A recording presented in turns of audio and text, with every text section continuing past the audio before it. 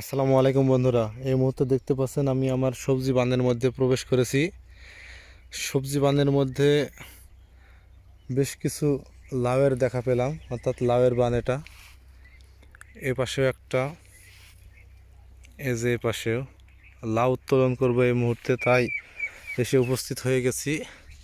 হ্যাঁ, ওই পাশেও বেশ কয়েকটা হয়েছে দেখতে পাচ্ছি।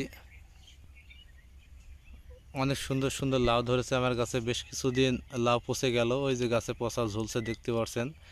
তবে এখন মোটামুটি বেশ কয়েকটা লাউ গাছে দেখতে পেরে খুবই ভালো লাগছে।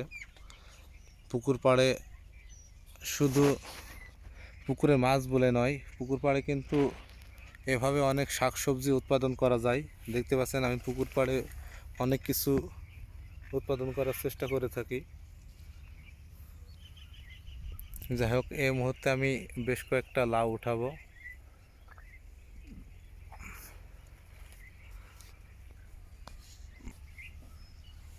দেখতে পাচ্ছেন দুইটা বেশ বড় বড় লাউ উঠিয়ে ফেলেছি।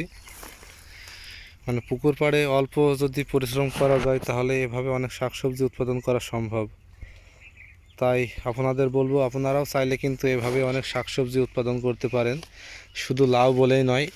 দেখুন, আমি লাউ পাশাপাশি আমরা জানি যে ধনিয়া পাতা শরীরের জন্য খুবই উপকারী। ওই পাশে ধনিয়া পাতা উৎপাদন করেছি।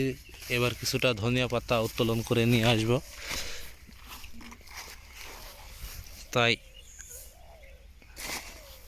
পুকুরের ওই পাশে যেতে হবে, কিন্তু যাওয়ার আগেই দেখতে পাচ্ছেন আমাদের শিম গাছে অনেক শিম ধরেছে।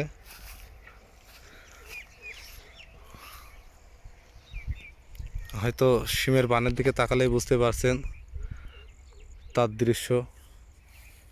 দেখুন, এই পাশ দিয়ে আর ওইদিকে যাওয়ার কোনো কায়দাই নেই। মানে শিম গাছ বান থেকে এসে নেমে এসে এমন পর্যায়ে দাঁড়িয়েছে, দেখুন খালি শিম দেখুন। কথায় বলে না, মাথা নষ্ট। ঠিক তেমনই নিজের কাছে হয়ে যাচ্ছে মাথা নষ্ট।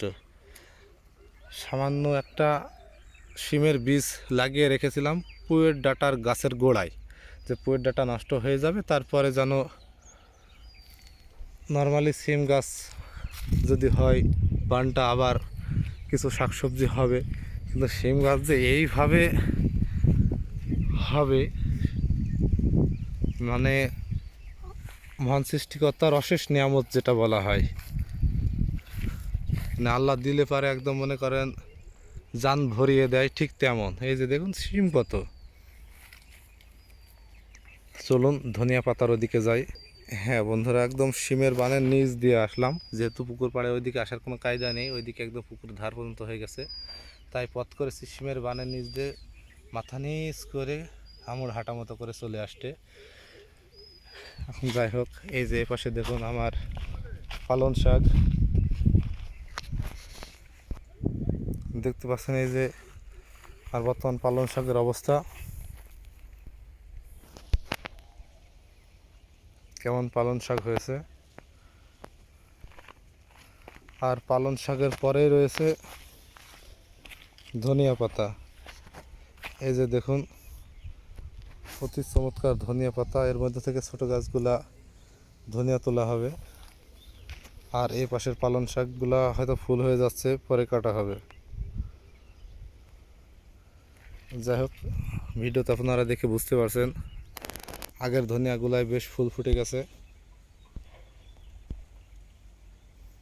আর এই পাশে ছোটোখাটো যেগুলো রয়েছে সেখান থেকে ধনিয়া পাতা তোলা হবে। আর সম্পূর্ণটা পুকুর পাড়ের অংশ।